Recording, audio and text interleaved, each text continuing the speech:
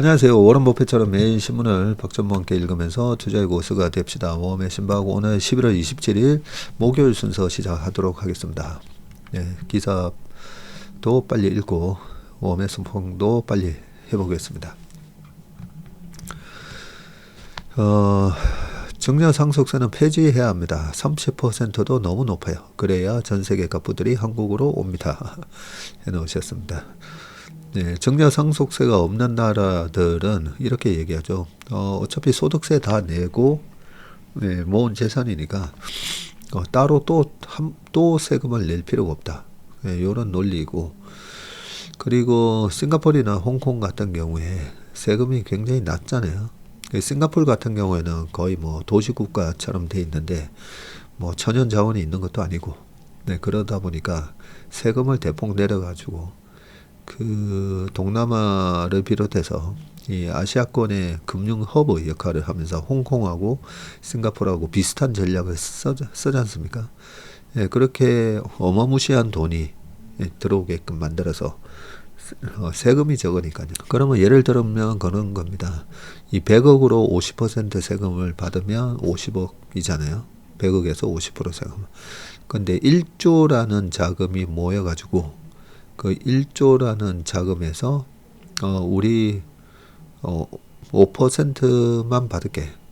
잠깐만, 아까 그게 50%고 이건 5%면 그러면 5%만 받아도 500억이 들어와요. 그렇죠? 10%가 1000억이니까.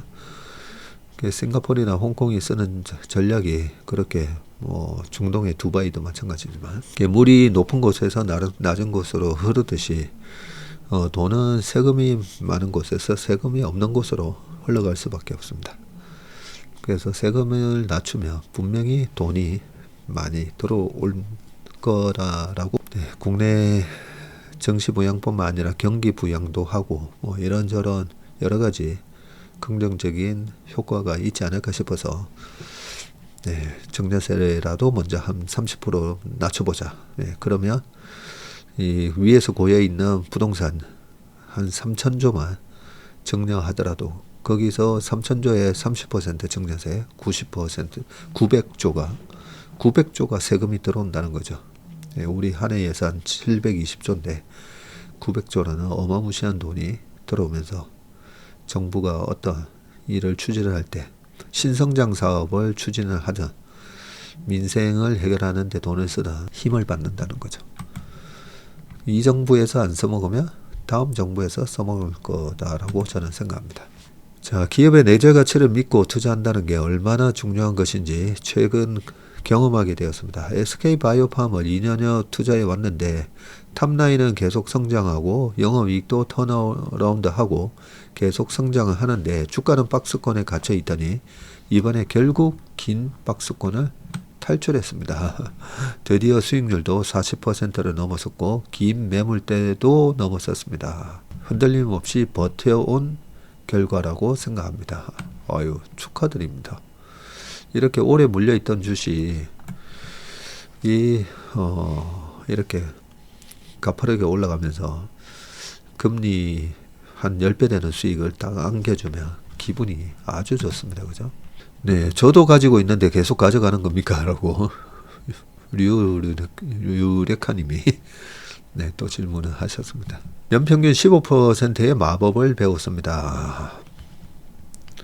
자, 오랜만에 느긋하게 컴퓨터 앞에 앉아서 메모하면서 방송을 들으니 한층 귀에 쏙쏙 들어오네요. 맨날 라디오 방송처럼 틀어놓고 설거지하고 집안일하고 하던 때와 다름을 오늘 느꼈네요. 저도 변동의 파도 속에서 조용히 기다리고 있습니다. 아침 저녁으로 채슬리 듣는 게 루틴이 되어 참 좋습니다. 전문의 말씀대로 궁합이 맞는 주식을 찾기 위해 열공하겠습니다. 그죠? 나랑 궁합이 맞는 주식 한 5개만 있으면 평생 연 15% 이상 수익을 내면서 살 수가 있습니다. 그게 우리가 뭐 태권도도 하고 킥복싱도 하고 뭐 이런저런 거 막 다 하고 이런 것보다 악기로 따지면 악기로 따지면 피아노도 치고 바이올린도 하고 비올라, 첼로, 하프 그걸 다 할 수는 없잖아요. 그러니까 오로지 한 악기만 제대로 기타를 치든지 뭐 피아노를 치든지 한 악기만 이래 파면 오히려 그 분야에서는 와, 오, 피아노 엄청 잘 치네. 바이올린은 와, 바이올린은 저렇게 켤 수 있나? 이렇게 된다는 거죠. 주식도 내가 이것저것 다 모든 섹터를 다 그 섹터가 올라갈 때 다 먹는다. 불가능합니다. 그래서 처음에는 이것저것 투자해 보시다가 나와 궁합이 맞는 주식이 틀림없이 있을 겁니다. 그러면 그 주식 하나만 계속 파고 보다 보면 그 주식의 전문가가 됩니다. 나는 그런 주식이 있는가 한번 생각해 보시면 좋을 것 같습니다. 구글이든 엔비디아든 이기는 편 우리 편. 머스크도 그러고로 한마디 할 때가 되지 않았나요? 10년 전 11월에 닉스는 2, 3만 원대였는데 50만 닉스에 징징대는 시간이 되었다니. 송명석 위원님이 9에서 12만 원 사이로 트레이딩 해야 한다고 한 것도 불과 2년 전 같은데 말이죠. 주말에 올라올 영상이 기대됩니다. 저는 마이너스 종목 생기면 운동을 더 해요. 건강 부자 되는 것이 돈 버는 것보다 더 좋다 마음으로요. 희노애락과 감동이 있는 웜의 소통으로 오늘도 마음 정화해 봅니다. 주식은 미인대회라 하신 말씀을 머리에 새기고 있는데 미인 찾기가 쉽지 않네요. 그래서 미인 그룹 찾기로 마음먹었습니다. 미인 그룹. 전 꽃미남을 찾습니다. 댓글에 전 꽃미남을 찾습니다. 제가 미인대 주식은 미인대라고 이게 케인즈가 한 얘기인데요. 너무 중요한 얘기라고 제가 말씀드렸습니다. 그리고 미인대에서 꼭 내가 생각한 미인이 꼭 진선미에서 진을 하는 건 아니잖아요. 그죠? 그래서 그 심사위원들이 뭐라고 하는가를 잘 들어봐야 됩니다. 트로트 그 오디션에서는 그 트로트의 전문가들 뭐 서른도 씨나 여러분들 나와가지고 남진 씨나 그리고 몇 분들 계시죠. 그분들이 뭐라고 평가를 하나. 아, 저런 관점으로 가수를 평가하는구나. 그리고 슈스케라든지 예전에 오디션 프로그램에서 박진영 씨나 양현석 씨가 어떤 관점으로 평가를 하는지. 히든싱어는 똑같이 부르는 거, 모창 능력자를 뽑는 거잖아요. 그래서 내가 찾기가 힘든 거는 당연하고요. 근데 전문가들이 어떤 관점으로 찾는지 그걸 배워야 되고요. 그래서 아침에 모닝브리프라든지 웜의 신박이라든지 아니면 다른 채널에서 좋은 아이디어를 제시하시는 분들 그런 얘기를 들으면서 지금은 이런 주식을 사는 거구나. 우리 업계에는 뭐 윤주혁 센터장님 같은 또 그런 걸쭉한 이 전문가들이 많은 좋은 아이디어를 얘기해 주시잖아요. 그죠? 보시면 됩니다. 미인을 찾기 힘든데 미인을 내가 찾을 게 아니라 심사위원들이 전문가들이 어떤 미인을 좋게 보는지 그리고 시장에서 실제로 그런 주식들이 움직이죠. 그런 주식들이 움직이면서 올라갈 때 16강 그 다음에 8강 4강 중견성 이렇게 진출했다. 이런 개념으로 주가 상승을 보시면 될 것 같습니다. 어제 우연히 제가 보는 웜의 신박을 같이 보던 와이프가 한마디 하네요. 저분이 당신 이야기하는 그분이냐고. 많이 피곤해 보이신다고 하셨답니다. 시장이 흔들릴 때 손실을 회피할 수 있는 방법은 없는 것 같아요. 이번 조정기에 고통과 공포를 느끼면서 기존 손해본 주식들을 매도하고 많이 하락한 우량 종목들로 교체 매매를 했습니다. 모닝브리프 때 기업 리포트가 큰 도움이 되었습니다. 공포와 짜증에 휩싸여 2차전지 종목을 최저점에서 매도한 실수도 있었지만 우량 종목들로 포트가 재구성되면서 11월 발생한 출혈이 오늘부터 당장 조금은 복구가 된 것 같습니다. 하셨습니다. 일매 할까 말까 하면 전무님 스타일로 하는 걸로요. 시당 때문에 전무님 많이 힘들어 하시는 것 같아서 토닥토닥 해드릴게요. 전 아침 저녁으로 채슬리 보고 듣고 하지 말라는 거 안 하고 그냥 이 시장을 즐깁니다. 저는 무식해서 용감한 개미이기도 무사이기도 합니다. 네. 할까 말까 하면 하시고 말할까 말하지 말까 네, 말 안 하는 게 맞습니다. 근데 칭찬의 말, 사랑에 대한 표현 네, 이런 거는 말하시는 게 좋습니다. 그래서 저희 예전에 뭐 돌아다니는 여러 가지 글들이 있잖아요. 예, 글들 중에 하나 요즘 노령화가 되고 베이비부머 세대이신 분들이 벌써 50년대생이시면 70대 되시지 않습니까? 그죠? 그런 분들을 위한 글들도 많이 돌아다니는데 저번에 그런 게 있더라고요. 뭐 며느리에게 내가 이것만은 해줘야 되겠다 하지 마시라고. 그러다가 정말 이것만은 해줘야 된다는 것도 있으면 말하지 말라고. 근데 이거 하나만은 정말 이거는 꼭 해야 된다 라는 게 있으면 그것도 하지 말라. 그런 짤이 있어가지고 아니 그래도 꼭 해야 되는 말이다 싶으면 해야 되는 거 아닌가. 네, 뭐 애들을 위해서 그죠. 그런데도 그 글에는 그래도 하지 말라고. 그러고 보면 저희 집에 부모님 댁에 항상 제 어릴 때부터 걸려있던 말이 있는데요. 우리가 뭐 백점 그 지피지기 뭐 이런 말씀도 있긴 하지만 저희 집에 걸려있는 얘기에는 많은 만당이 불여 일묵이다. 네, 이런 글이 있었습니다. 만언 만당 네, 이 불여 일묵 그 말씀을 저희 아버지께서 많이 말씀을 하셨었는데 지나고 보면 나이가 들면 들수록 생활의 지혜는 맞는 것 같아요. 네. 누구를 설득하려고 하고 누군가에게 내 얘기를 주장하고 뭐 이런 얘기들로 참 많은 말들을 하지 않습니까? 그죠? 아니야.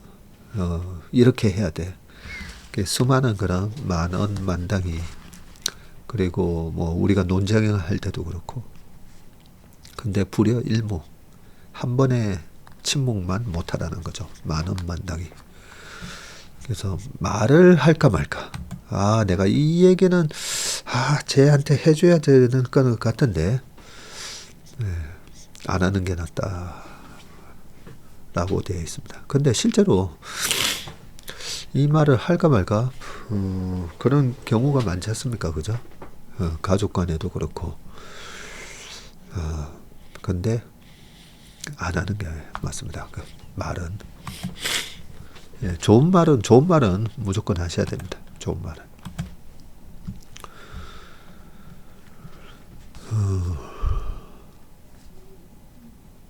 요즘 포모가 와서 안 하던 추세 매매 흉내를 자꾸 내게 되는데 전문의 말씀 듣고 보니 늦더라도 하던 대로 하는 게 정답인 것 같습니다. 저는 감사하게도 궁합이 맞는 종목이 몇 개 있어서 꾸준히 수익을 냈는데 욕심을 버리고 늦더라도 제가 잘 알고 벌 수 있는 자리에서 기다려야겠습니다. 우리 업계에 반도체 덕후들이 있다 했잖아요. 그 반도체 덕후들이 정말 최근에 한 2년 동안 2년이 뭐예요? 한 3년 동안 손가락 쫄쫄 빨면서 21년 이후로 22, 23, 24 22, 23, 24 뭐 반등 들어가는 듯 하다가 또 자빠지고 예, 정말 3년 내내 손가락 빨고 있다가 최근에 쭉 올라오면서 수익을 다 냈더라고요. 그 선수들은 4년에 한 번 본인이 정말 잘 아는 주식으로 100% 근데 4년에 100% 내면 제가 늘 얘기하는 15% 연평균 15% 내면서 5년이면 딱 100% 난댔잖아요. 어떻게 보면 그분들 전략이 맞지 않나? 근데 그거는 이 전업 투자하시는 분들은 그렇게 해도 돼요. 그 자금을 너 왜 그 반도체 주식 사가지고 소부장 사서 가만히 들고 있냐?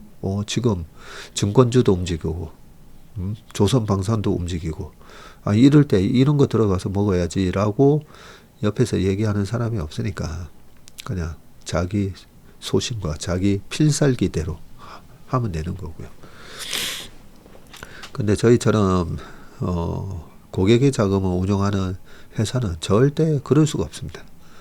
그럴 수가 없기 때문에 매년 시장을 주도하는 주도주가 한 5개 있으면 그 중에서 2-3개는 맞춰야 된다는 거죠. 5개는 다 못 맞추더라도 2-3개만 맞춰도 그러면 연평균 15% 수익이 납니다. 근데 한편으로는 그런 반도체 덕후들 매매하는 식으로 하고 싶은 생각도 많습니다. 물론 저희 고객 자금으로 그렇게 하겠다는 건 아니고요. 부럽죠. 사서 그냥 책 읽고, 뭐, 자전거 좋아하는 사람은 자전거 타고, 결국은 3-4년에 한번 본인들이 좋아하는 주식이 오른다는 그 믿음을 갖고 밑에서 쭉 계속 사서 그냥 챙겨놓고 있으면, 그러고 놀고 있으면 결국 올라오니까요. 그죠? 우리 채밀턴 분들도 내가 순발력이 좋은 분들은 이 모멘텀 플레이 하셔도 돼요. 근데 나는 순발력 같은 건 없는데 그런 분들은 방금 말씀드렸던 그런 덕후 스타일 매매, 한 놈만 팬다. 약간 이런 관점으로 그것도 하나의 방법이다라고 생각합니다. 그렇게 해서 돈 버는 사람도 분명히 있으니까요. 자, 이제 바닥을 찍고 정고점을 누가 먼저 넘는지 잘 봐야 할 것 같습니다. 브로드컴과 구글이 훅 오르더니 그 생태계 안에서 누가 따라오는지 잘 보겠습니다. 한국 가면 꼭 들러서 아드님이 무슨 일을 하셨는지 듣고 싶습니다.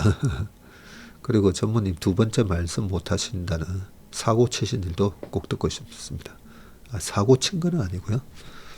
굉장히 위험한 짓을 했었습니다. 중학교 때. 뭐죠? 알량한 자존심이 아니라 뭐죠? 막 애들한테 막 보여주기 위해서 굉장히 위험한 짓. 그런 거를. 그래서 그 굉장한 위험한 짓을 함부로 제가 얘기했다가 따라하는 사람이 있을까봐.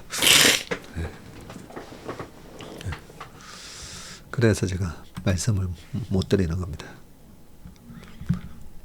저번에 말씀드렸던 구청에서 가스파이프 타고 내려오기 뭐 이런 거와 그런 거와 좀 비슷한 겁니다.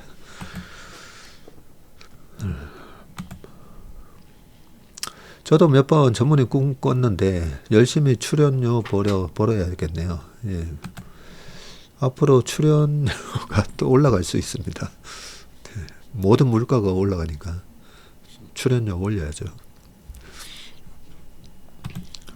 근데 제가 옛날부터 방송에 나가서 한 5만원, 10만원 받잖아요. 그러면 그 방송 스태프들이 참 보면 박봉에 일하거든요. 그래서 항상 그 방송 스태프들 그 돈 보태서 밥 사주죠. 그 돈 보태가지고 출연료 보태서. 자, 삼성 에피스와 셀트리온을 함께 분석해 주셨는데 셀트리온은 직접 판매하는 구조이기 때문에 영업이익률이 삼성 에피스보다 2배 더 높다고 하더라고요. 게다가 셀트리온만큼 성장성 있는 제품력이 없기 때문에 현재의 영업이익으로 셀트리온과 동일한 밸류를 받을 수 없다고 합니다. 삼성 에피스는 이제 막 시작하는 기업이라고 보고 성장성은 더 공부를 해봐야 할 것 같아요. 시총이 10조 정도는 받을 수도 있겠지만 그 이상으로는 아직 미지수다. 그리고 삼성 에피스 홀딩스가 30조로 시작해서 10조가 되었기 때문에 현재 마이너스 60%인데 30조 시총을 받을 수 있을지는 후후 바이오 쪽이 부상하거나 셀트리온처럼 직접 판매 플러스 성장성이 있는 약을 개발해야 하는데 금방 이루어질 것 같지는 않습니다. 라고 적어주셨습니다.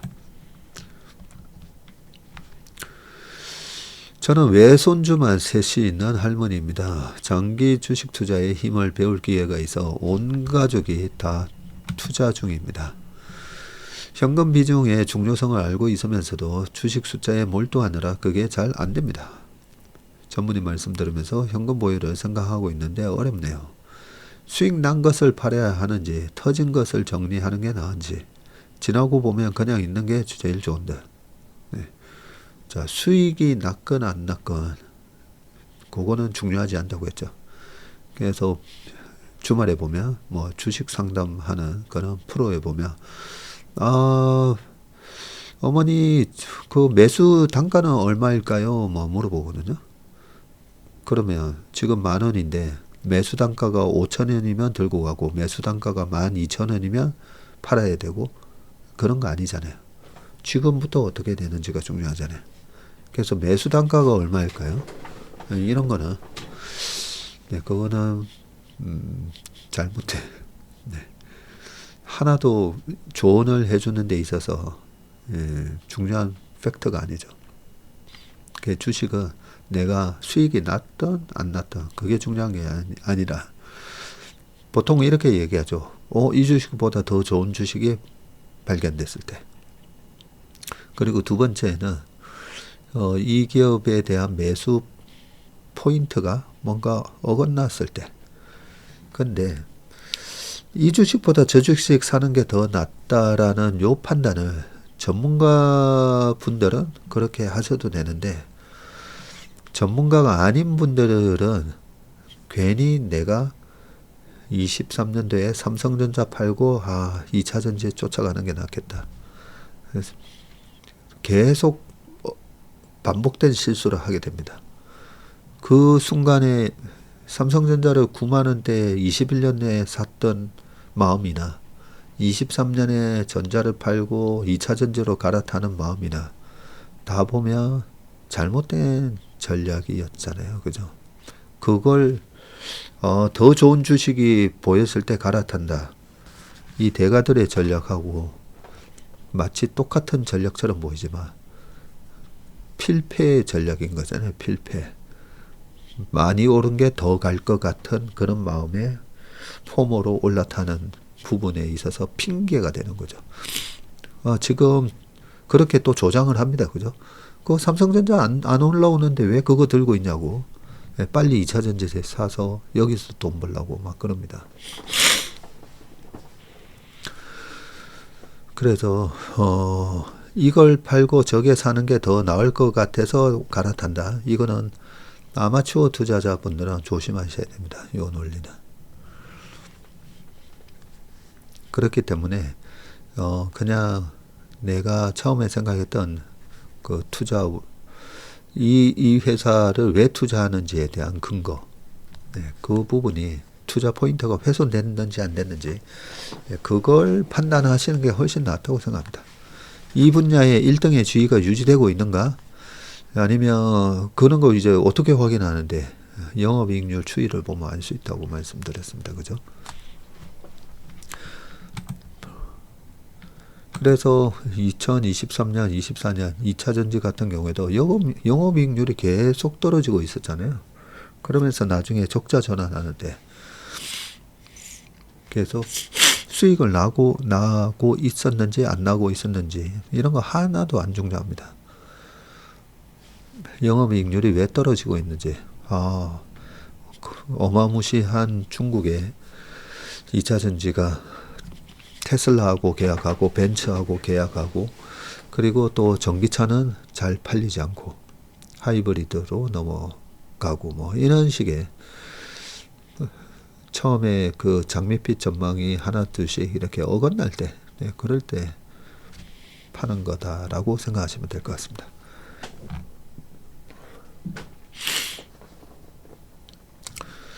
제가 어떻게 결혼했는지 궁금해요.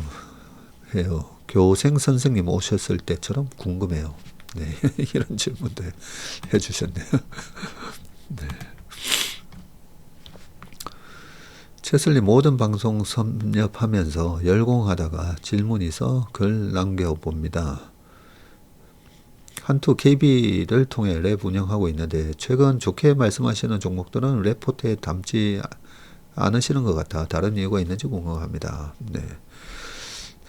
저도 저희 회사 MP에 참여하고 있고 저도 회의를 할 때 원오버 댐으로 많은 이런저런 얘기를 합니다.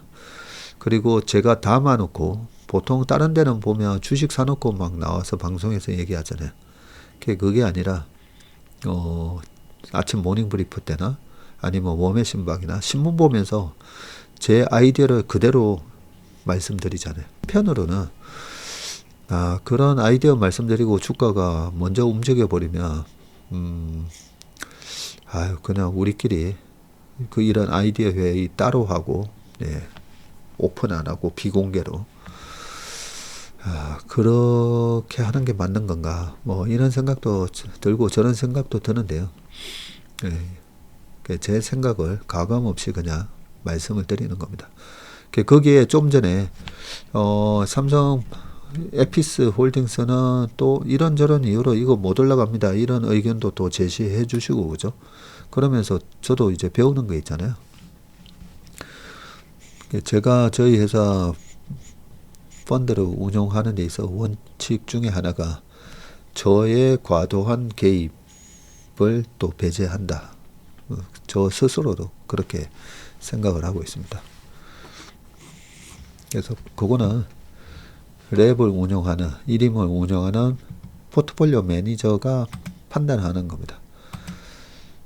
편입을 하든 안 하든 그 포트폴리오 매니저의 재량을 존중하기 때문에 그렇습니다. 그러다가 제가 홈런 2방 이승엽의 홈런 2방 준비하고 있다 했잖아요. 그 2방이 이거는 100% 이상 수익 날 것 같은데 그런 종목이면 좀 진지하게 저희 매니저들하고 얘기를 또 해봅니다. 저번에 채슬리 다이어리 기다리고 있습니다. 언제쯤 나올까요? 이 다이어리를 여러 가지 퀀트 전략을 접목해서 정말 세상에 없던 책을 다이어리를 매년 어떤 전략 참고서가 되게끔 너무 철저하게 준비해서 만들다가 때를 놓쳐버렸어요. 지금 해서 준비하면 1월 후반이나 2월달 돼서 나올 것 같다라고 하면서 내년 10월 11월에 내후년 걸 미리 준비하는 관점에서 좀 제대로 준비해서 내년 10월쯤에 출간하는 걸로 하면 어떨까요? 라고 출판사에서 연락이 와가지고요. 어설프게 책을 내는 것보다는 그렇게 합시다. 그래서 이번 채슬리 전략 다이어리, 양봉 다이어리, 그거는 안타깝게도 이번에는 출간이 되지 않습니다. 죄송합니다. 인턴으로서 MP 활용에 대한 질문이 하나 있습니다. MP 변동 점검 관련해서 영상과 글을 자주 올려주시는데 이게 올려주시는 비중만큼 매매를 하셨다는 의미인가요? MP에 대해서는 설명을 여러 번 드렸는데 MP는 각자의 우리 매니저들의 다 의견입니다. 의견. 여기서 이걸 올려야 될 것 같은데요 하면서 본인들의 MP를 올리고 내리고 하면서 전체 저희 모델 포트폴리오에 영향을 줍니다. 조금씩. 그래서 그게 다 저희가 그렇게 매매를 했다는 뜻은 아닙니다. 그래서 MP 변경만 가지고 왔다 갔다 하는 것만 보고 이걸 어떻게 따라 해야 되지? 그거에 좀 어려우신 분들을 위해서 일매를 했던 거죠. 딱 한 명의 우리 한 9명, 10명의 저희 채슬리 매니저 중에 최근 올해 들어와서 제일 잘하고 있는 1등 포트폴리오를 그러면 이걸 그대로 따라 해보세요 해서 딱 한 명. 근데 1등뿐만 아니라 1, 2등 같이 보여드렸죠. 참고하시라고. 그 MP는 전부 다 그 매니저들의 내가 생각하는 포트폴리오는 이렇게 짜는 게 좋을 것 같습니다 라는 의견이다 라고 보시면 됩니다. 자, 구글 TPU 부각으로 AI 칩 시장의 독점 체제가 깨질 가능성이 있는 듯 합니다. 엔비디아와 하이닉스가 주도하는 분위기가 쉽게 변하지 않는다는 의견이 있습니다. 맞는 말인 듯 합니다. 하지만 기존의 독주 체제로 인한 엄청난 영업이익률이 무너지는 계기가 될 수 있는 듯 합니다. 누가 1등 될지 궁금하네요. 구글은 스마트폰에 안드로이드 같은 OS를 제미나이를 이용하여 로봇에 적용하려고 한다고 합니다. AI와 로봇이 미래의 대세인 듯 합니다. 시간은 걸려도 갈 방향 같습니다. 성장에 큰 돈이 몰리니 금리의 움직임이 매우 중요한 듯 합니다. 미국 대형 은행의 SLR 완화가 빠르게 진행되면 금리 안정에 도움이 될 듯 합니다. 요 부분을 읽다 보니까 구글은 안드로이드 같은 OS가 있다 보니까 스마트폰에 언제든지 구글의 제미나이가 바로바로 나중에 그냥 바로 핸드폰 있는 데서 바로 물어보겠죠. 그래서 어떻게 보면 방금 든 생각은 제미나이는 이 안드로이드 생태계에서 빠르게 성장을 하고 지금 애플이 준비를 못했잖아요. 애플이 오히려 오픈 AI와 손잡고 애플이 따로 준비를 막 지금부터 뒤늦게 쫓아가는 것보다는 오픈 AI가 오히려 애플에 장착이 되고 약간 그런 그림으로도 갈 수도 있겠다 이런 생각이 잠깐 들었습니다. 이런 부분에 대응을 못한 팀쿡은 주주들이 팀쿡 너 뭐했어 이러면서 이번에 팀쿡을 물러나게 하는 게 아닌가 그런 생각이 듭니다. 자, 요 댓글만 보고 끝내겠습니다. 자, 삼성바이오를 3주를 매수했습니다. 삼성바이오 분할된 금액이 199만 4,752원 한 주. 근데 현재 가격 좀 떨어져서 마이너스 17.58로 163만 5천원. 그리고 삼성 에피스 분할된 금액 한 주는 지금 100만 7,200원. 마이너스 66%. 그래서 36만 3천원. 저는 계산을 하니 마이너스 30%로 손해인데 이해가 되지 않네요. 어째서 시총이 더 많아진 건지. 우리 윤경미 님께서 질문을 해주셨습니다. 요 지금 질문하신 거 있잖아요. 그대로 제미나이에다가 딱 넣어보세요. 제가 제미나이를 처음 테스트 해봤거든요. 제미나이는 요걸 갖다가 뭐라고 답을 하려나. 여기서 이걸 다 이해를 하고 답변을 할 수 있을까 했는데 와 제가 답변 보고 깜짝 놀랐어요. 고객님의 손해 계산과 시가총액 증가에 대한 혼란은 인적 분할 후 주식 배정 비율과 재상장 시 주가 결정 방식의 차이 때문에 발생합니다 하면서 자 분할 예시를 들면서 65대 35잖아요. 그러면 한 주당 0.65 대 0.35주가 되는데 세 주를 가지고 계셨기 때문에 세 주에 0.65를 계산하면 1.95가 됩니다. 1.95. 0.7이면 7, 3, 21 해가지고 2.1주가 되는데 세 주니까 세 주 곱하기 0.65 하면 1.95주가 되거든요. 그래서 이번에 한 주가 안 되는 거는 현금으로 지급이 됩니다. 현금으로. 그래서 그 지금 세 주인데 왜 삼성바이오 한 주, 에피스 한 주밖에 못 받으셨잖아요. 삼성 에피스 홀딩스는 세 주에서 0.35니까 0.35 곱하면 세 주 곱하기 0.35 하면 1.04 나오거든요. 그래서 삼성 에피스 한 주 받고 그 다음에 삼성 바이오로직스는 거의 두 주를 받아야 되는데 1.95주를 줄 수가 없다 보니까 바이오로직스도 한 주밖에 못 드리고 나머지 0.95주에 해당되는 것만큼은 현금으로 지급이 됐습니다. 현금으로. 그래서 이 현금하고 합치시면 분할 전보다 한 8% 정도 더 그 전체 금액이 불어난 거죠.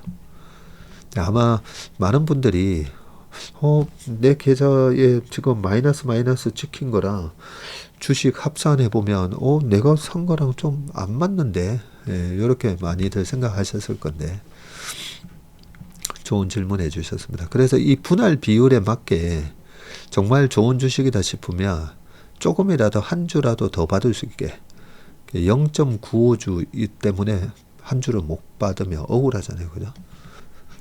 좋은 질문 해주셨습니다. 요거 하나만 더. 신기한 차트 분석은 어스에 있나요? 제가 어스 멤버십 가입했었는데, 그 퇴근길 브리핑 제일 뒤에 신문 요약된 거 뒤에 항상 붙어서 올라가지 않습니까? 그게 신차입니다. 신차 분석은 화수목 올라갑니다. 화수목. 월하고 금요일에는 다른 영상들이 많이 올라가죠. 모델 포트폴리오 영상 올라가죠. 박스리 올라가죠. 그래서 신차 분석은 화수목. 목요일은 또 미국 시장 차트 분석. 그렇게 해드리고 있습니다. 그러면 여기까지 하겠습니다. 잠깐만요.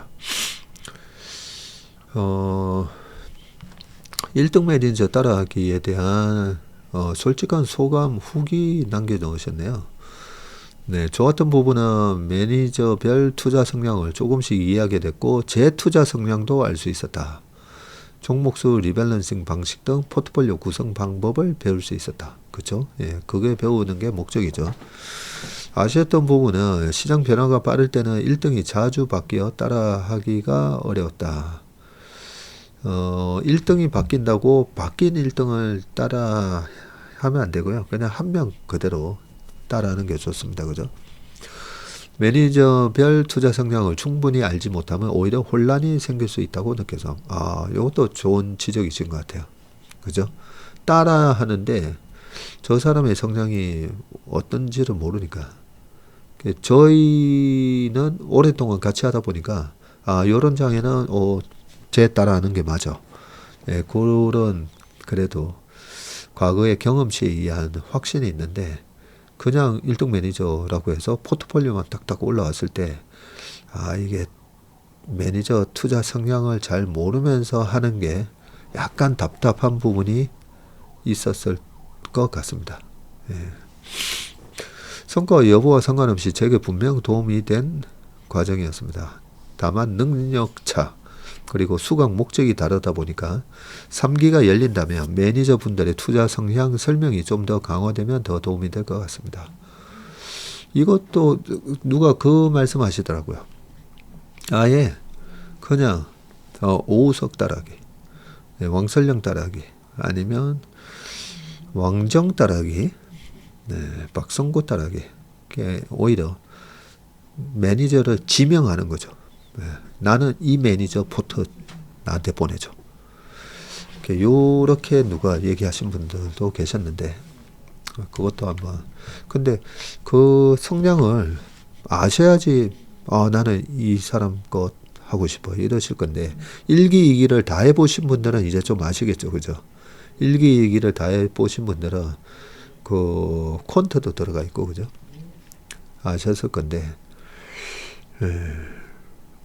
하여튼 좋은 방법이 뭔지 이번에 월간 전망을 할 때 좀 아이디어를 모아보고 결정을 내리도록 하겠습니다.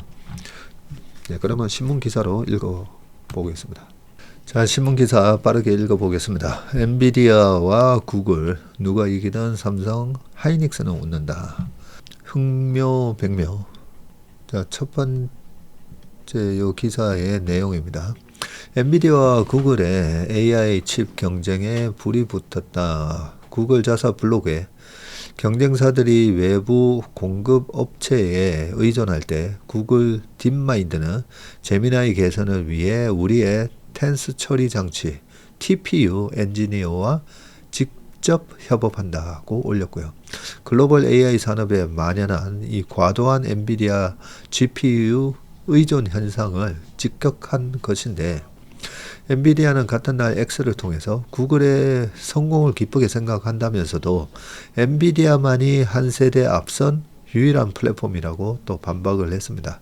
구글이 자체 설계한 AI 칩인 TPU의 파괴력에 관심이 집중되고 있는데 제미나이 3가 오픈 AI의 최신형 챗GPT를 성능 면에서 앞선다는 평가가 나오면서이고 엔비디아 AI 칩 공급 그리고 오라클 AI 클라우드 등 인프라 제공, 오픈 AI 칩과 인프라 구매로 이어지는 이 GPU 진영의 아성이 흔들릴 것이라는 분석이 나옵니다. TPU의 부상은 데이터와 컴퓨팅 파워만으로 AI 모델 성능이 향상된다는 스케일링 법칙이 한계에 다다른 것과 연결되어 있는데 이를 극복하기 위해서 구글은 일종의 오픈북과 비슷한 추론 AI 모델을 강화하는 데 총력을 기울여 왔고요.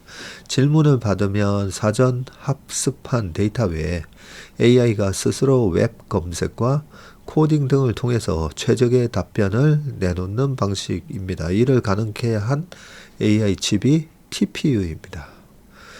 구글 출신인 이재욱 서울대 컴공 교수는 구글은 검색 엔진, 유튜브 등 자체 서비스에 TPU를 10년 이상 적용하면서 자신감을 얻었고요. 구글 클라우드 등 외부 고객 사용 AI 서비스에도 서서히 TPU 적용을 확대하려 할 것이라고 분석을 했고요. AI 엔지니어용 개발 플랫폼이 쿠다로 GPU 공급처를 무한 증식한 엔비디아에 맞서 자체 데이터와 AI 칩으로 무장한 반 엔비디아 진영이 역습 기회를 잡았다는 평가가 나옵니다. 구글의 모기업 알파벳 주가가 올 들어서 70% 폭등해서 엔비디아의 시가총액 1위 자리를 위협하고 있습니다. 구글의 이 TPU 확대는 탈 엔비디아를 향한 노골적이고 강력한 신호탄인데 자체 AI 칩으로 추론해서만큼은 엔비디아를 꺾을 만한 강력한 가격 경쟁력을 지녔다고 판단해서 아예 판매에 나선 것으로도 풀이가 되는데요. 구글의 진격으로 다른 AI 빅테크들까지 자체 칩 개발에 속도를 내면서 앞으로 전자 하이닉스, TSMC 등 제조 공급망의 존재감이 더욱 커질 것으로 예상이 됩니다. 그간 구글은 엔비디아의 독점을 깨기 위해 호시탐탐 기회를 엿봤고요. 이들의 문제의식은 언제까지 비싸고 전력이 많이 드는 엔비디아 칩에 의존해야 하는가였고요. 엔비디아의 GPU는 대규모 데이터 학습을 위한 훈련에 강한데 그러나 학습된 AI 모델을 여러 갈래로 응용하는 추론에서는 비효율적이라는 지적에서 벗어날 수 없었습니다. 저전력으로 정밀한 연산을 해야 하는 추론에서 활용하기에는 너무 많은 비용이 든다는 것이고요. TPU는 AI 모델 구동에 특화된 반도체인데 범용 GPU에서 불필요한 것은 걷어내고 AI 연산을 위해 유닛 10만 개 이상을 격자 구조로 배치한 것이 특징입니다. 구글은 검색 엔진, 유튜브 등 IP 서비스에 TPU를 약 10년간 적용하며 칼을 갈았는데 2023년에는 5세대 TPU가 엔비디아 A100 대비해서 효율성이 2배에서 4배 높다고 자평하기도 했고요. 다만 구글 클라우드를 이용하는 외부 고객에는 GPU를 제공해야 했습니다. 구글이 본색을 드러낸 것은 올해부터인데 8월 미국에서 개최된 반도체 관련 학회 자료에 따르면 올해 출시한 7세대 칩은 5세대 제품보다 전력당 성능이 5배 이상 개선된 와트당 29.3 테라플롭스를 기록했고 게다가 구글은 알파칩이라는 AI 소프트웨어로 TPU를 설계해서 엔비디아보다 저렴한 칩을 만들 수 있다고도 주장했습니다. 메타가 구글 TPU를 데이터 센터에 적용할 것이라는 소식이 전해지는 등 구글은 TPU의 외연 확장에 나서고 있고요. 구글은 한 발 더 나아가 엔비디아가 점령하고 있는 피지컬 AI 시장에서도 진입하기 위해 준비 중입니다. 지난달 코랄 MPU라는 엣지 디바이스 AI용 저전력 가속기를 소개했고 반도체 업계의 관계자는 제슨 등으로 로봇 시장 GPU까지 점령한 엔비디아를 흔들겠다는 의도가 깔려 있다고 말을 했습니다. 구글이 탈 엔비디아 깃발을 본격적으로 든 것은 엔비디아뿐만 아니라 또 다른 AI 빅테크들의 자존심을 건드린 사건인데, 이미 자체 AI 추론 칩을 개발하고 있던 메타나 아마존 오픈 AI 등은 R&D 속도를 더욱 올릴 것으로 예상이 되고, 반도체 업계에서는 이 같은 경쟁이 AI 칩 수요를 폭발시킬 것으로 예상이 되는데, 전력을 덜 소모하면서 가격도 저렴한 AI 칩에 대한 희망이 생겨서이고요. 이는 삼성전자 등 반도체 제조사에 호재로 작용할 전망인데, 공급망 이슈가 발생할 수밖에 없어서이고요. 칩 제조 공급망은 설계에서 칩 제조, 그리고 후공정으로 이어지는데, 지금까지는 칩 설계 단계에서 엔비디아가 독보적 위치를 점하면서 엔비디아 일변도의 공급망이 형성이 됐습니다. 설계 회사가 늘어난다면 칩 제조 라인과 공급망이 분산돼서 병목 현상이 심화할 가능성이 농후해지는데, 이런 현상은 전자, 하이닉스 등 한국 반도체 회사들의 더없이 좋은 기회입니다. 전자와 닉스는 D램에서 세계 70% 이상의 점유율을 확보하고 있고, 저전력 칩 수요가 폭발하면서 HBM뿐만 아니라 저전력 DDR D램, 그래픽 GDDR D램 등 다양한 범용 D램을 AI 칩에 도입하기 위한 노력도 이어지고 있고요. 샘 얼트만 CEO가 지난달 한국을 찾아서 월 90만 개 규모의 메모리 반도체 공급을 논의한 것은 이런 흐름을 반영한 것이라고 합니다. 자체 AI 칩을 설계한 빅테크들이 업계 2위인 전자 파운드리 사업부에 문을 두드릴 것이라는 전망도 나오는데, 7월 전자 파운드리 사업부가 테슬라에서 23조 원 규모의 AI 칩 생산 수주를 따낸 것이 이 같은 가능성에 무게를 싣고 있고요. 원가 폭등이 2년 넘게 계속되면 고객사들은 대안을 찾기 시작한다면서, 구글 TPU의 부상은 AI 칩 시장이 설계 주도에서 제조 주도로 바뀔 수 있다는 신호라고 해석을 했습니다. 이쪽 관련된 기사는 계속 좀 읽어봐야 되겠어요, 그죠? 이것만 읽어보면 미국의 투자자들은 이 독점 기업을 되게 좋아하거든요. 독점력을 상실하면 아무래도 그만큼은 밸류에이션 멀티플이 좀 낮아지는 경향이 있는데, 앞으로 엔비디아 주가가 얼마나 이 멀티플을 유지할 수 있을지 지켜봐야 될 것 같습니다. 자, 석화 지원 특별법 속도 27일 본회의 통과할 듯. 어제 석유화학 주가가 좀 변동성이 심했죠. 석유화학 산업 구조조정을 제도적으로 지원하기 위한 석유화학 산업 경쟁력 강화 및 지원에 관한 특별법이 국회 통과를 앞두고 있고요. 정부는 법안 통과 즉시 지원책을 구체화할 시행령 등 하위 법령 제정 작업에 들어갈 예정입니다. 자, 국회 법제사법위원회가 26일 날 석화 지원 특별법을 상정을 했고요. 지난 21일 중소기업 벤처기업위를 통과한 지 5일 만인데, 법안 관련해서는 여야 이견이 없는 상황이라고 되어 있습니다. 자, 법안의 핵심은 석유화학 기업의 합병 및 사업 재편에 필요한 재정 금융 지원 근거를 마련하는 것인데, 그동안 석화 구조 조정을 지원할 법적 근거가 없어서 기업들은 지원책 등이 중장기적으로 유지되지 않을 수 있다는 우려가 컸습니다. 산업통상부는 법안 통과 즉시 시행령과 시행규칙 제정에 들어가서 정책자금 지원과 자산 재평가, 지급보증 등과 관련된 조세 지원의 적용 기준 및 요건을 마련할 계획이라고 합니다. 자, 산업부는 공정거래위원회 등 관계 부처와도 협의해서 시설 통합이나 회사 합병 과정에서 기업들이 담합 논란에 휘말리지 않도록 하는 세부 기준도 마련할 계획이고요. 담합 처벌은 길게는 5년에서 10년 후에도 이루어지는 만큼 석화기업단은 추후 문제가 생기지 않을 법적 근거가 있어야 한다고 정부에 요청했습니다. 자, 법안이 시행되면 충남 대산 롯데케미칼, HD 현대 오일뱅크 합작법인 하나솔루션 DL케미칼의 전남 여수 여천 NCC 등이 우선 적용 대상이 될 전망이고, 업계에서는 하위 법령의 정교함에 따라서 석화 구조 조정의 속도가 결정될 것이라는 관측이 많습니다. 기업들은 석화 구조 조정을 위해서 어떤 지원책이 나올지를 가장 유심히 살피고 있는데, 관건은 산업부, 기재부, 공정위가 결정할 구체적인 지원 규모와 기준이 될 것이라고 말을 했습니다. 자, 세 번째, 네이버 두나무 합병 공식화 20조 원 핀테크 공룡이 탄생을 했습니다. 자, 이번에 삼바 이렇게 분할에 대한 기업 가치 변화, 네, 이런 것도 중요하고, 합병 뭐 이런 거 했을 때 어떻게 되는지, 네, 그런 부분들이 많이 헷갈리기 때문에 계속 이렇게 신문을 읽어봐야 됩니다. 네이버가 국내 1위 가상자산 거래소 업비트를 운영하는 두나무의 계열사 편입을 공식화했고요.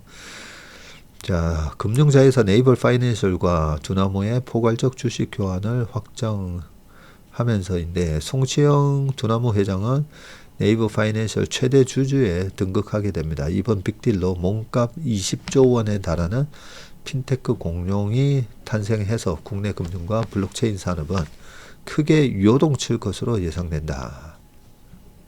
자, 네이버는 26일 네이버 파이낸셜이 두나무 주주를 대상으로 신주를 발행하고요. 두나무 주식 전량을 이전받는 포괄적 주식 교환을 결의했다고 공시했는데, 두나무 주식 한 주를 한 44만원 평가했네요. 한 주당 네이버 파이낸셜 신주 2.54주를 배정하는 방식이고요. 네이버 파이낸셜과 두나무의 기업 가치는 1대3으로 산정됐습니다. 네이버 파이낸셜이 한 4조 9천억, 두나무가 15조 1천억. 자, 이렇게 1대3으로 산정됐지만 두 회사 발행 주식 총수가 달라서 주식 교환 비율에 차이가 있다는 설명이고요. 두나무는 파이낸셜의 100% 완전 자회사이자 네이버의 손자 회사가 됩니다. 네이버는 디지털 자산 기반 미래 성장 동력을 확보할 방침이라고 합병 배경을 설명을 했고요. 송 회장은 네이버 파이낸셜 지분 19.5%를 확보해서 최대 주주에 오르게 되고요. 네이버는 지분율이 크게 희석이 돼서 2대 주주 지분율 17%로 내려앉게 되는데, 이번 거래는 형식적으로 네이버 파이낸셜이 두나무를 인수하는 것처럼 보이지만 실질적으로는 역합병 성격이 짙습니다. 송 회장뿐만 아니라 김형년 두나무 부회장 10%, 카카오 인베스먼트 8.1, 우리기술 5.5 등 두나무 기존 주주들이 네이버 파이낸셜의 지분 과반을 확보하기 때문입니다. 네이버는 두나무 경영진에게서 네이버 파이낸셜 주식에 대한 의결권을 위임받고요. 이렇게 되면 회계상 실질적 지배력이 인정이 돼서 매년 1조 원 가까이 이익을 내는 두나무의 실적이 네이버 파이낸셜을 거쳐서 네이버의 연결 재무제표에 반영이 되네요.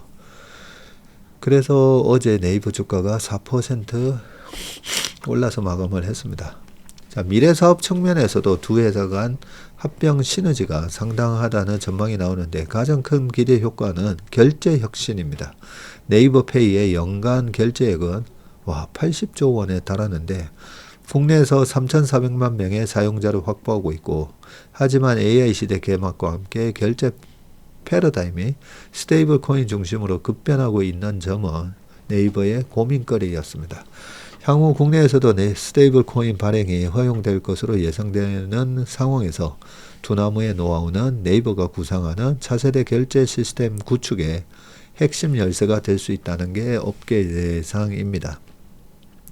슈퍼 앱의 등장도 기대가 되는데, 네이버 앱 하나로 쇼핑부터 부동산, 주식, 예적금뿐만 아니라 가상자산까지 아우를 수가 있게 되고, 네이버 웹툰, 제페토 등 네이버의 강력한 IP 역시 두나무의 블록체인 기술과 결합할 가능성이 커졌습니다. 네이버는 웹3 환경으로의 변화 속에서 선도적으로 글로벌에 도전할 새로운 원동력을 갖췄다고 의미를 부여했습니다. 시장에서는 이번 빅딜이 향후 통합법인의 미국 나스닥 상장을 향한 포석이라고 보고 있는데, 네이버 본사와 합병할 수 있다는 시나리오도 제기가 되고 있고요. 다만 공정거래위원회의 기업 결합심사와 금융위원회의 금가 분리 예외 인정, 스테이블 코인 발행 제한 등 규제 리스크 역시 적지 않다는 관측이 나오고 있습니다. 당장 합병의 선결 조건이 주식 매수 청구권 행사 규모가 1조 2천억 원을 넘기면 계약 자체가 무산될 수 있는 점도 변수로 꼽힙니다. 이 주식 매수권 청구권 행사는 아마 이렇게 되지는 않을 거라고 생각합니다. 미 연말 대목인데 소비심리 7개월 내 최저 고용도 악화. 블랙 프라이데이를 비롯한 연말 쇼핑 시즌을 앞두고 미국 소비심리가 7개월 만에 최악의 수준으로 위축된 것으로 나타났는데 관세 여파로 기업들도 할인 폭을 줄이고 있어 소비 경기가 둔화할 가능성이 커진 데다 고용시장마저 악화하고 있습니다. 자, 민간 조사 업체 컨퍼런스 보드는 미국의 11월 소비자 신뢰 지수가 88.7을 기록해서 전달 95.5보다 큰 폭으로 하락했다고 밝혔고, 미 행정부가 상호관세 부과 계획을 발표한 지난 4월 이후 7개월 만에 최저치이며 4월을 제외하면 최근 5년 내 두 번째로 낮은 수준이고요. 경기 상황이 좋다고 본 소비자는 20.1, 일자리가 풍부하다고 답한 비율은 27.6에 그쳤습니다. 10월에는 이 수치가 각각 20.7, 28.6이었네요.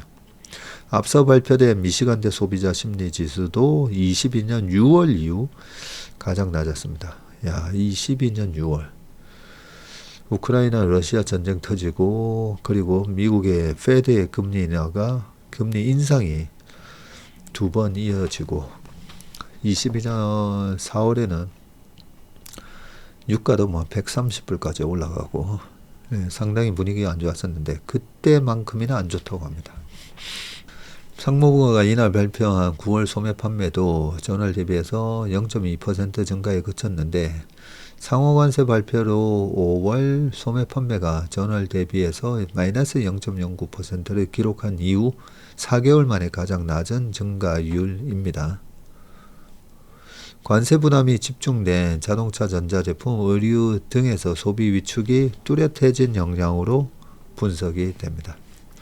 자, 이 같은 분위기 때문에 미국에서는 28일 블랙 프라이데이를 비롯한 연말 쇼핑 시즌에 소비 지출이 예년보다 줄어들 것이라는 전망이 나오는데, 12월 1일까지 이어지는 5일 동안 1억 8,690만 명이 쇼핑에 나설 것으로 내다봤는데, 지난해 1억 8,340만 명을 웃도는 규모지만 1인당 연말 평균 지출은 890달러로 작년 902달러 보다는 줄어들 것으로 예상이 됩니다. 소비자 구매력이 약해진 데다가 올해 할인폭이 예년보다 작기 때문이라고 분석을 하고 있고요.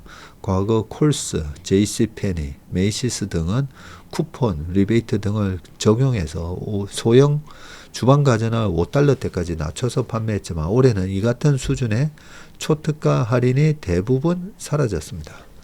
자, 현재 소비자 물가 상승률은 3% 수준으로 22년 기록한 정점 9%보다는 낮지만, 지난 5년간 누적된 물가 상승이 서민 가계에 상당한 부담을 주고 있다.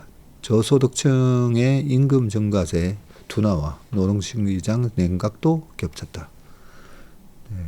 CPI가 고점을 찍은 게 22년 6월인가 그렇죠. 이날 미 노동부가 발표한 9월 PPI는 전월 대비해서 0.3% 상승을 했고요. 8월에는 마이너스 0.1에서 반등한 것으로 도매 물가가 다시 꿈틀대고 있음을 시사한다. PPI는 소비자 물가의 선행 지표인 만큼 향후 소비자 물가 상승 압력도 커질 수 있고요. 노동시장 둔화도 뚜렷해지고 있는데, 미국 고용정보업체 ADP는 지난 8일까지 4주간 민간 고용이 전기 대비해서 주당 평균적으로 13,500명 줄었다고 밝혔습니다. 연말 채용 시즌을 앞두고 기업들이 고용을 미루거나 축소하고 있을 가능성이 있다고 합니다. 미국 주요 대기업에서 감원도 이미 이루어지고 있는데, HP는 이날 올해 이익이 시장 기대치를 밑돌 것으로 예상되자 4천에서 한 6천 명을 구조조정할 계획으로 알려져 있고요. 전 세계 직원 한 5만 8천 명의 최대 10% 이상을 해고할 수 있다는 것인데 미국 최대 이동통신사 브라이전은 15,000명을 감원할 계획이고 아마존은 지난달에 14,000명을 구조조정하겠다고 밝혔습니다. 고용정보업체 챌린저 그레이 앤 크리스마스는 올해 10월까지 누적 감원 건수가 전년 동기 대비해서 65% 급증한 109만 9,500건에 달했다는 보고서를 이달 초 공개했다. 그래요? 고용시장 냉각과 함께 물가 압력이 이어지면서 페드의 12월 기준금리 전망도 불투명한데 페드 내에서는 기준금리 인하론과 동결론이 동시에 나오고 있습니다. 야, 이거 누적 감원 건수가 65% 급증했다. 이거는 심각한 것 같은데. 자, 대만 국방비 400억 불 증액했다는 뉴스가 있는데 중국 위협 대비해서 전력 확충이고요.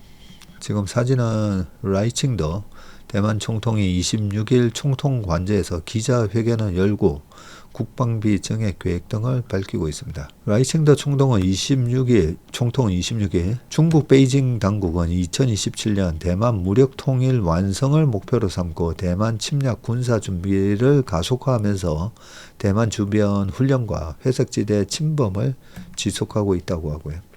라이칭더 총통은 2026년까지 대만군 연합전투부대가 고도의 전투 대비 태세를 확립해서 중국 위협을 억제하고 2033년까지 전면적인 억제 방어 전략을 구축할 것이라고 밝혔는데 그는 내년 국방 예산을 나토 기준에 따라 GDP의 3% 이상으로 올리는 데 이어서 2030년대까지는 GDP의 5%까지 끌어올리겠다고 밝혔습니다. 특히 향후 8년간 400억 달러의 특별 국방 예산을 조성해서 다층 방어 고도 감지, 효과적 요격이 가능한 대만판 아이언돔을 구축한다는 계획입니다. 대만 정부는 지난 8월 내년 국방비로 GDP의 3.3%에 달하는 9,500억 대만 달러, 약 우리나라 돈으로 44조 2천억 원을 책정했는데 이보다 더 늘리겠다는 겁니다. 이번 발표는 시 주석이 트럼프 대통령과의 전화 통화에서 대만이 중국으로 돌아오는 것은 2차 세계대전 후 국제 질서의 중요한 부분이라고 밝힌 지 이틀 만에 나왔습니다. 대만이 한 44조를 쓰고요. 우리나라 국방부 지출은 어떻게 되나 제가 요래 찾아봤거든요. 2025년 우리나라 국방비는 61조 2천억, GDP 대비해서는 2.3%. 네, 이렇게 책정이 되어 있더라고요. 자, 마지막 기사입니다. 중국판 엔비디아 무어스레드 상장 임박 11조 잭팟 터지나인데 중국판 엔비디아로 불리는 무어스레드가 IPO의 최종 관문을 넘어섰고 엔비디아 고위 임원이 직접 창업한 회사라는 점에서 투자자들 관심이 뜨겁습니다. 상하이 증권거래소에 따르면 이 무어스레드는 중국판 나스닥이 코창판에 상장하기 위해서 최근 청약을 받았는데 공모가가 주당 114위안이고요. 올해 중국 본토 주식 A주의 신주 발행가 중에서 가장 높습니다. 상장 후 시가총액은 무려 537억 위안, 약 11조 2천억 원에 달할 것으로 전망이 됩니다. 11조 하니까 또 되게 작아 보이네요. 엔비디아가 지금 한 6천조 되거든요. 6천조인데 11조? 지난 6월 말 IPO 신청 후 최종 승인에까지 걸린 시간은 단 4개월이고 코창판 도입 후 가장 빠른 속도이고요. 중국 최초의 GPU 상장주가 될 것이라는 게 거래소 설명입니다. 무어스레드는 엔비디아 중국지사 총괄 출신인 장젠중 CEO가 2020년 설립했습니다. 미국 HP와 델을 거쳐서 2005년부터 엔비디아에서 15년간 근무한 인물이고요. 이 회사는 중국 GPU 기업 가운데 특허 등록 건수가 1위라네요. 설립 4년 만에 텐센트, 바이트댄스, 그리고 차이나 모바일, 세콰이어 차이나 등 유명 기관 투자자로부터 약 50억 위안, 1조 400억을 유치했습니다. 장 CEO는 기술 축적과 시장 확대라는 전환기에 놓여 있다면서 2027년에는 흑자 전환이 가능할 것이라고 강조했습니다. 중국에서도 중국판 엔비디아 같은 기업이 상장을 하고 상장하면서 돈을 땡겨서 또 열심히 엔비디아를 추격하려고 하고 뭐 엔비디아만큼 되겠나마는 중국 시장에서는 또 엔비디아의 이런 자체 대항마가 탄생을 하면서 앞으로의 미래의 중국 시장에 대한 매출을 아무래도 갉아먹게 될 거기 때문에 이래저래 오늘은 이 관련된 기사를 읽으면서 엔비디아 투자에 대해서는 좀 신중해야 되겠구나라는 느낌이 많이 들었습니다. 네, 오늘 웜의 신박은 여기까지 하겠습니다. 행복한 저녁 시간 되시길 바라겠습니다. 고맙습니다.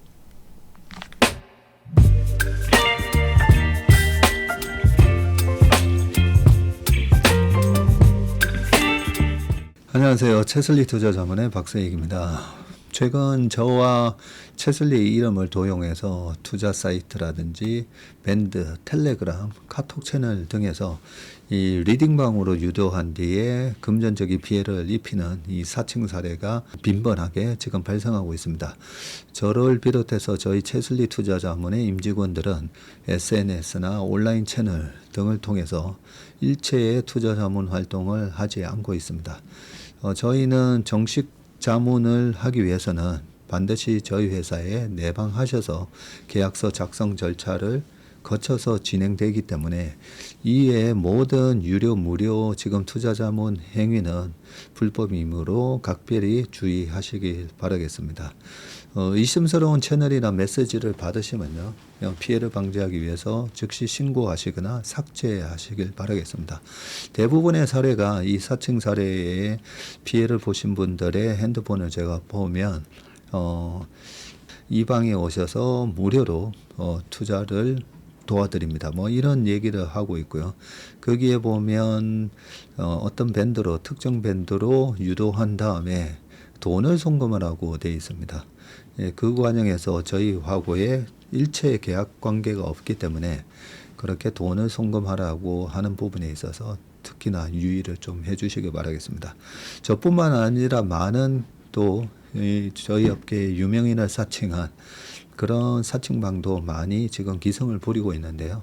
공통적인 특징이 앞으로 몇백 %가 날 급등주를 알려줄 테니까 이 방에 가입을 하라. 그러고 난 다음에 금전적인 부분을 갖다가 송금을 요청하는 그런 형태의 수법을 쓰고 있기 때문에 그렇게 무료로 주식을 알려드립니다. 이런 문자를 받으시면 바로바로 삭제를 하시길 바라겠습니다. 저희 채슬리와 채슬리 임직원들을 많이 사랑해 주시는 저희 채슬리의 고객분들 그리고 저희 채슬리의 이 구독자분들이 이런 사칭 피해가 일체 발생하지 않기를 바랍니다. 그러면 여러분들의 가정과 일터에서 항상 평화와 행복이 가득하시길 기원합니다. 감사합니다.